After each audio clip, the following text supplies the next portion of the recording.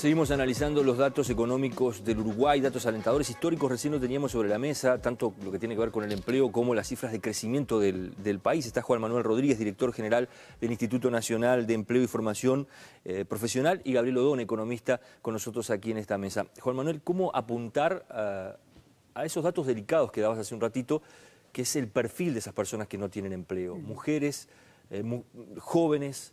¿Qué tipo de plan se deben poner en marcha o se han puesto en marcha en este gobierno? En primer lugar, para todos estos grupos ya existían programas que venían de la JUNAE anteriormente, que es, para decir, digamos, lo que continúa el INEFOP, el trabajo de la JUNAE. Hay un programa para mujeres que se llama ProyMujer, hay un programa para jóvenes que es ProJoven. También hay programas para discapacitados, para trabajadores rurales. Cuando hablamos de jóvenes con poca formación o con necesidad, bueno, de adquirir formación, ¿de qué niveles estamos hablando concretamente? ¿Gente que tiene primaria, gente que...? Hay diversas líneas de trabajo. Justamente, en cierta medida, estas variedades o estas opciones fueron hechas en un periodo en el cual la inserción laboral del joven era difícil, muy complicada. La oportunidad que tenemos en este momento, continuando lo que decía Gabriel, es que hoy la escasez de trabajo es tal que los requisitos bajaron notoriamente. Entonces, la oportunidad que estamos en este momento... La escasez de mano de obra, decís tú. Escasez de mano de obra, sí. Fábricas que no consiguen trabajo, que... sector rural, bueno, la construcción, también en la industria, con lo cual, digamos, la expansión muchas veces tiene un cuello de botella, ya no solo en el personal calificado, que en algunos casos es dramático, también el personal no calificado. Entonces, ante una situación de ese estilo, la oportunidad que tenemos hoy es de que por lo menos poblaciones que siempre tuvieron esa dificultad, hoy puedan ingresar. Y cuando venga el ciclo negativo, es probable que algunos de ellos queden y por lo tanto se logre un efecto de equitatividad, digamos, ¿no? De que, bueno, esta es la oportunidad. Lo que estamos haciendo en INEFOP es potenciando todos los programas. Estamos potenciando, tratando de que la población beneficiaria, tanto de mujeres como de jóvenes, como de discapacitados, crezca. Podemos hacerlo. Digamos, es el momento de aprovechar esta oportunidad.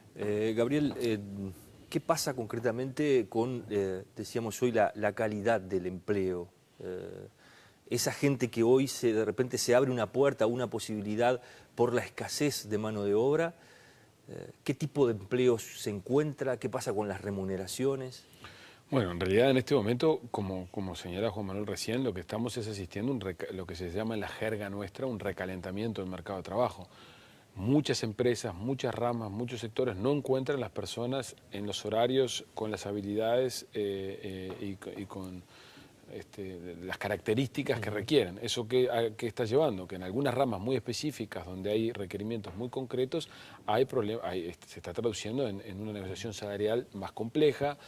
¿Qué sectores estás pensando, por ejemplo? Bueno, algunos sectores, los sectores profesionales son típicamente los que lideraron este proceso hace unos cuantos, yo diría más de un año, y hoy tenemos este fenómeno trasladado en el sector agropecuario, donde claramente hay reparación de maquinaria agrícola, en la construcción. Hay una experiencia muy interesante que la Cámara de Construcción y el ZUNCA están recorriendo, capacitando gente en el interior del país a partir de funcionarios jubilados de la construcción para poder reencauzar gente donde hace falta mano de obra.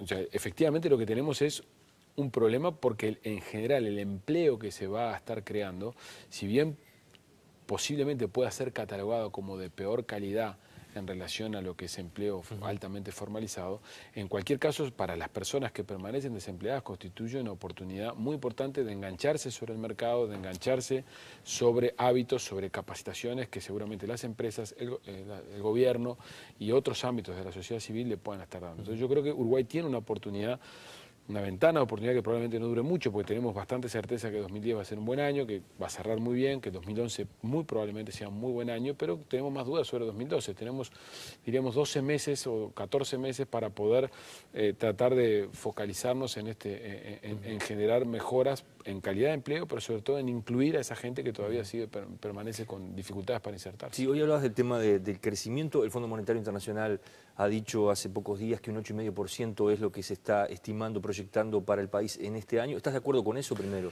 A nosotros la cifra nos da un poquito más abajo, nos da en el torno de 8%, pero probablemente estamos siendo de los más conservadores de los colegas nuestros del mercado, así que es posible que estemos dispuestos a revisar nuestras estimaciones levemente por encima del 8%. Tenemos un ciclo del 2003 hasta ahora de crecimiento sostenido en niveles nunca vistos en el país tampoco.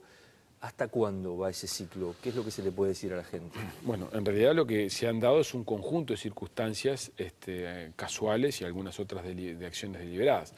Uruguay yo creo que salió bien parado de la crisis como consecuencia de un manejo adecuado de la crisis, con una transición política ejemplar en la región desde el punto de vista de la llegada de un nuevo partido que no había estado, pero también con acciones del gobierno que atravesó la crisis que se negaron a constituir el default. Eso generó un ambiente de reputación importante, sobre todo en efectos comparados con otros comportamientos en la región. ¿Estás hablando de la crisis del 2002?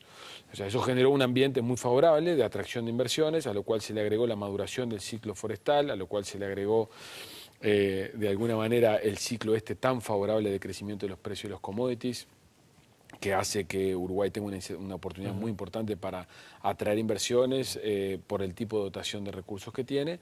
Y, el tema de la soja, el tema de la carne. Y sobre todo, yo creo un flujo muy importante de inversiones como nunca he visto antes, como consecuencia de la combinación de varias cosas. En primer lugar, ningún partido le falta gobernar en Uruguay. Este es un activo que Uruguay en la región comparte probablemente con Colombia y ahora con Chile.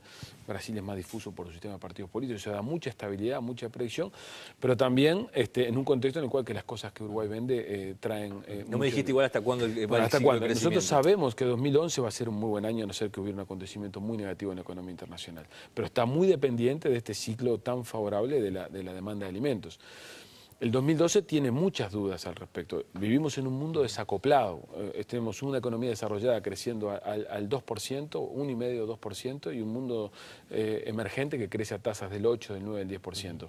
¿Cuál es la sombra que ves en el 2012? La pregunta es, ¿es sostenible un mundo desacoplado, un mundo donde el mundo emergente crece a tasas que triplican la tasa de crecimiento del mundo desarrollado? ¿O al final del día el mundo emergente terminará arrastrado por las bajas tasas de crecimiento si en Estados Unidos y en Europa no se resuelven los problemas los desbalances macroeconómicos, porque finalmente los destinos de exportación de muchos de los productos chinos, indios y brasileños son el mundo desarrollado? Entonces, sobre esa duda tenemos muchas reflexiones sobre el 2012. Está claro que en 2011 el desbalance no se va a resolver de una manera abrupta, pero tenemos muchas dudas sobre la firmeza de la recuperación norteamericana, sobre las dudas que Europa va a tener y sobre si al final del día, en este mundo de guerras cambiarias que estamos viendo en estos días, es sostenible crecimiento de esta magnitud. Y un país pequeño y abierto al mundo como es Uruguay es muy vulnerable a un cambio de escenario. Insisto, creemos que el ciclo, por lo menos en 2011, vamos a estar creciendo por encima del promedio histórico, pero tenemos dudas sobre el 2012 y por lo tanto tenemos tiempo para prepararnos en materia fiscal, en materia de inclusión de pobreza y demás, para poder eventualmente, ojalá que no ocurra así, enfrentar esa situación económica mejor parado de lo que estábamos a finales de los 90, que nos agarró bastante mal parados, por cierto. Juan Manuel, ¿qué pasa con la calidad del empleo, lo que decíamos hoy, incluso esa demanda insatisfecha de muchos sectores de la economía? ¿Cómo se para un gobierno ante eso? ¿Cómo preparar rápidamente a toda esa, para esa demanda que se está presentando en corto plazo, en corto tiempo? Y bueno, yo diría, de hecho no nos estamos preparando, estamos haciéndolo. Por ejemplo, el caso del sector rural, ahí estos buenos precios, estas tasas de crecimiento llevaron a una tecnificación enorme en el sector rural, que esto desbordó las capacidades del trabajador rural de atender esto.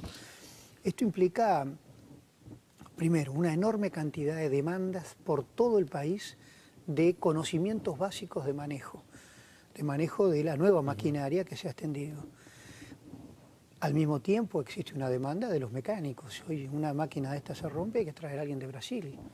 Y mientras viene y va, aparte del costo, se pierde el trabajo. Hay que formar, por lo tanto, mecánicos, gente que atienda servicios. Bueno, pero hay otro problema y es el que se da al interior de la empresa. Porque las empresas tienen desafíos nuevos, porque han llegado a nuevos mercados, porque esta tasa de crecimiento acumulativo significó más producción y nuevos mercados, más exigencia. Estamos implementando un programa que le llamamos Trabajadores en Actividad, en donde por acuerdo con empresarios y sindicatos se hace capacitación al interior de la empresa, en la propia instalación de la empresa, en donde el IDEFO financia una parte y la otra parte la financia la empresa, que son los directamente interesados. Es decir, y por otro lado, en otro aspecto de la calidad que yo creo que es interesante, las negociaciones colectivas en Uruguay desde el 2005 están dando crecimientos muy importantes en los salarios reales, particularmente en los salarios bajos. Por eso el salario mínimo tuvo un enorme crecimiento, pero todas las categorías inferiores están creciendo. Y yo creo que esta es una tendencia que va a continuar. Va a continuar porque, digamos, el sector que no acompañe esta tendencia, yo creo que va a quedar sin mano de obra. Gabriel, nos mete en un tema, Juan Manuel, justo para el cierre, que creo que está bueno. ¿Qué pasa con los consejos de salarios, con esa perspectiva que vos pintabas, bueno, en un 2011, que se puede ver con cierto optimismo? No se sabe a partir del 2012 cómo viene la mano, pero están ahora las negociaciones ya en curso de los salarios. Hay muchos sindicatos que están reclamando justamente de que no hay, sindicatos públicos por ejemplo, que no hay crecimiento en estos 5 años del salario y sí simplemente acompasar lo que es la inflación. Bueno, en primer lugar, la recuperación salarial global de la economía tuvo lugar en el quinquenio anterior. Estamos en prácticamente los mismos niveles de salario real del año 98, que es el tercer trimestre del año 98, antes de que la recesión larga se iniciara y terminara en la crisis. El caso de los trabajadores públicos me parece que es distinto. Lo que está ocurriendo hoy a nivel privado es un proceso de negociación bastante heterogéneo, con distintas realidades de acuerdo a las empresas, las ramas donde están incluidas. Vos decís que no hay espacio para crecimiento, más crecimiento en estos 5 años, o no debería haberlo. Yo lo que creo desde la óptica del sector privado es que los salarios, asumiendo que los salarios del año 98 eran la media de salarios, independientemente de cómo eran la estructura salarial, que eso es otro tema distinto, eran niveles salarios razonables. Lo que creo es que la evolución de los salarios hacia adelante, a los efectos de no generar un problema macroeconómico al país en términos de competitividad, tienen que evolucionar a la luz de la evolución de la productividad de la economía, en particular la productividad de la rama y la productividad del sector. El tema es que los indicadores de productividad, que el gobierno con esta misma visión que yo tengo y que compartimos todos los colegas que que nos dedicamos a la profesión, el gobierno ha definido un mecanismo de actualización o de negociación que reconoce la evolución de la productividad. El problema es que los indicadores que están disponibles para las ramas no son todos los adecuados o no está toda la información generada, de tal manera que la negociación está transcurriendo hoy con diversas dificultades según las ramas en función de qué información está disponible y qué información no está disponible, además de que en algunas ramas persiste la discusión de si la recuperación tuvo lugar o no tuvo lugar, porque la recuperación es en promedio, pero hay ramas donde... Hay industriales o empresarios que dicen en tal rama sí se creció, pero en la mía no se creció nada. Y hay algunos donde hay indicación que eso efectivamente es así, otros es menos claro. En cualquier caso, lo que sí creemos es que esta ronda de negociación salarial probablemente no arroje acuerdos muy largos como el gobierno pretendía hacer.